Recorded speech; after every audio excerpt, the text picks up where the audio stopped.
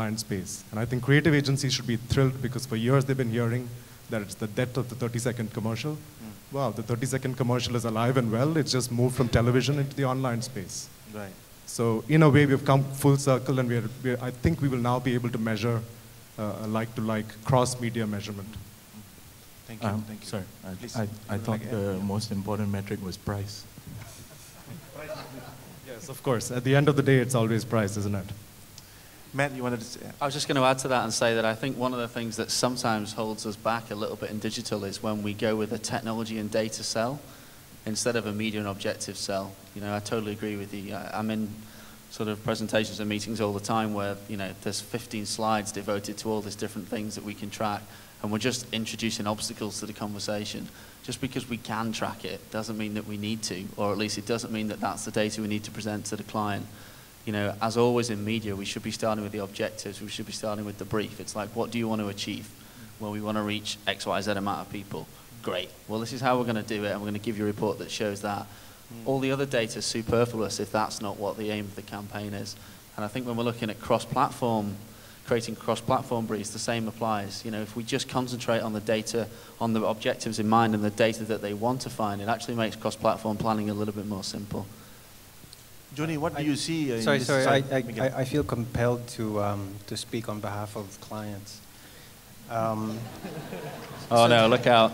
So there is a very, very big reason, which is why the adoption of digital in a lot of ways is still relatively slow. I mean, again, I don't know what the figures are from Malaysia, but in Singapore, I think it's still sub 7% thereabouts when it comes to digital. And I think one of the big reasons is that clients are, what's the word, lazy. You know, that's the truth of it. I mean, a lot of clients are just lazy. I mean, they've been doing the same thing. They know how to do stuff. They're doing the same thing for 20 years.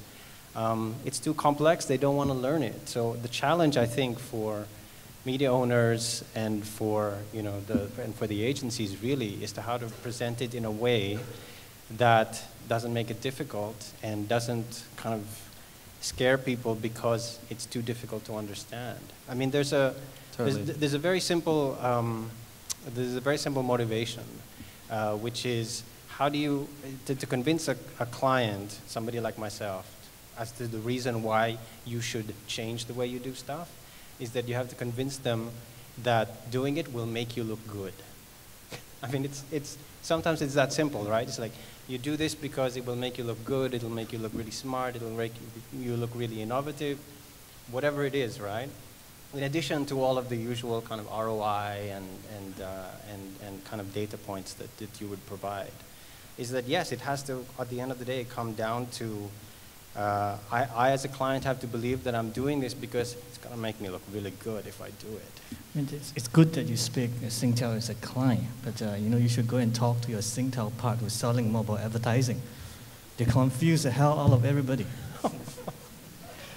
Can I just quickly add to that? Yeah.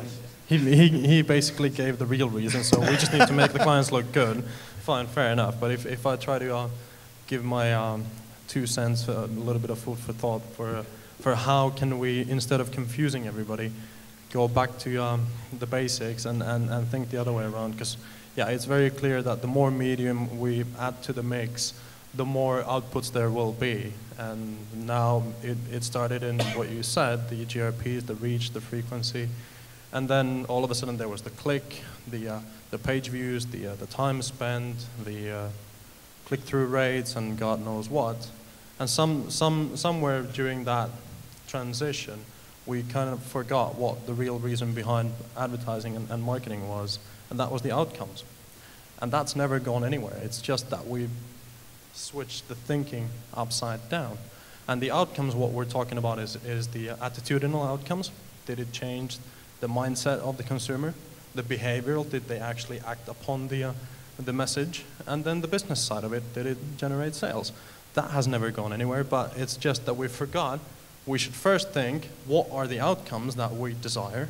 And only after that to check what are the outputs that we need to leverage upon and optimize to get to those outcomes. Yeah, I think in any case, sorry, I have to say this, the click-through rate has to be the most useless metric ever designed. Agreed. Because you're talking about a 0.2% success rate. In other words, you're talking about a 99.8% failure rate, and you're getting excited about it. I don't get it. Yeah, it's funny when you get a client turning around and sort of saying, oh, we went with another vendor because you got 0.11 and they got 0.12. It's like, good decision. Let's get a couple. Girish, if I may, interject. You've heard the speakers today, you've heard the conversations that have been taking place from everybody. Can you give us like a macro picture of where you see, what is one of the key advantages of digital over analog moving forward? Well, I think the single biggest advantage is with analog media, the entire business of advertising very closely approximates spam, if you want to call it that. Because you're just throwing stuff out and sending it, pushing it out to people who may not be interested in listening to that stuff or watching that stuff.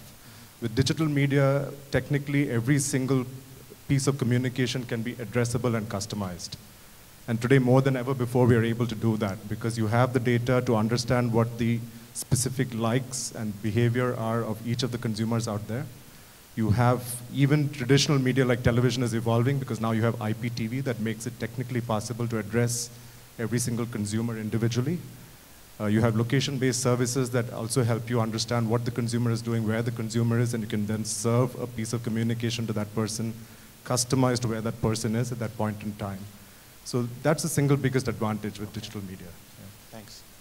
Renee, would you like to talk about our currency of measurement, effective measure, and what exactly they do from the industry point of view? Yeah, that's pretty simple. I think with digital, there's always been a question of, oh, is this publisher sharing the right numbers, and so on and so forth. So the MDA, as one of the first things that we did, was to appoint, or not really appoint, but endorse a measurement platform, which was Effective Measure.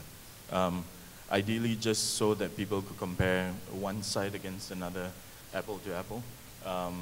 But that's just the first stage, right? Because knowing what traffic is on a site and all that stuff is not really a big deal in the larger scheme of things. It's when we're able to track that and compare it with other media and all that, and it's when it starts to become more valuable. Okay, we can take some questions from the floor. Thank you, Renee. On the floor. No, one by one. Don't rush, we got 3 microphones, yeah? You can tell me which one you want. It's been a long day, yeah? Matt, would you like to share days? Oh, okay, here we go. Okay.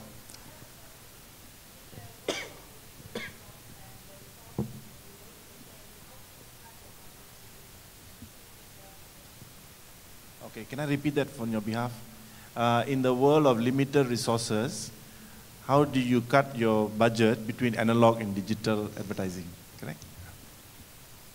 That's why you need modeling. You just can't walk away from the fact. You have to look at your historical data points, and you have to look at the impact of your different marketing mix elements on your sales. And I think I read somewhere, and I agree with this, the single most important aspect of the new digital space is that you have to be prepared to try and learn and fail and learn and try.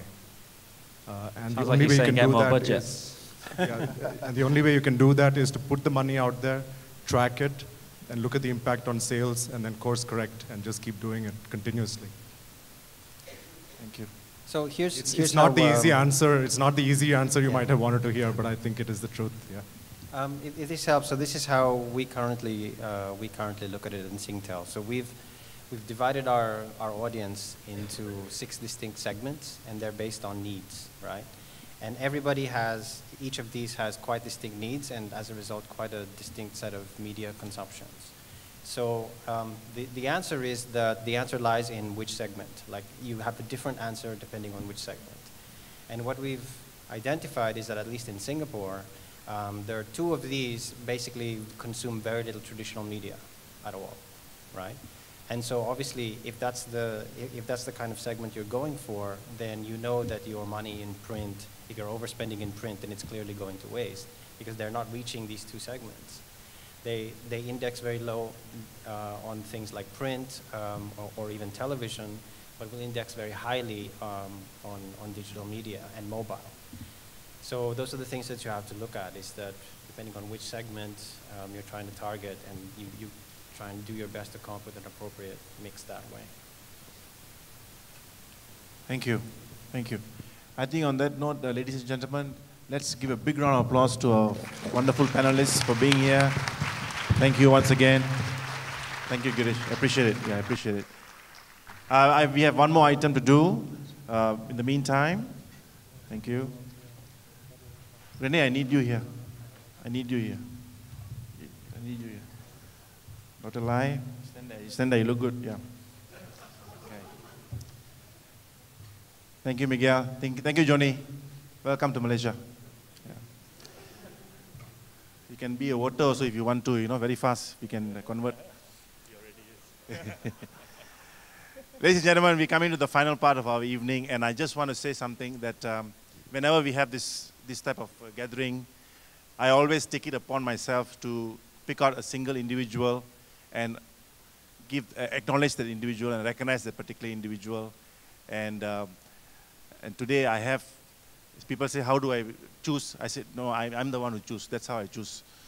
So I'm very happy that Renee is here on behalf of as the president of the Malaysian Digital Association to present the award on my behalf, because it's not nice if I present, no good.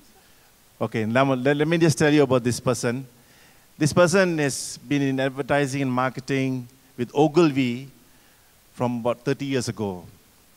And he has done everything from media specializing and going into mainstream advertising, his leadership role and all that. And I have always admired this gentleman.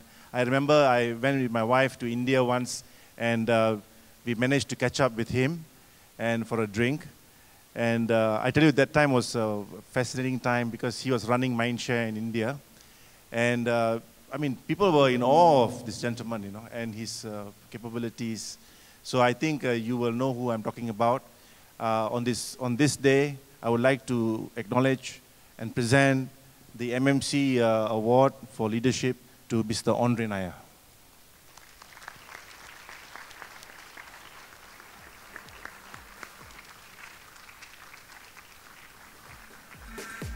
Andre, meet Renee. I tell you, long overdue recognition, sir. Please, let's have a photograph. Come. Thank you. Ladies and gentlemen, please, big round of applause. We are very fortunate to have this man with us. Would you like to say a few words? Well, I guess I should first thank Ham, seeing as he's the one who made this decision. I'm not sure about leadership, perhaps last man standing. But I guess the fact of the matter is I wouldn't be standing here today if it wasn't for some of the people that I worked with over the many, many years I've been in the business, some of whom are actually in the audience here today. So I thank you for having me up here today. Thank you. Thank you. Thank you. Thank you. Thank you, Renee. And ladies and gentlemen, we've come to the end of another session of the Malaysian Media Conference. I thank you all. I thank the speakers and everybody who was part of it. And we'll see you next year. Thank you.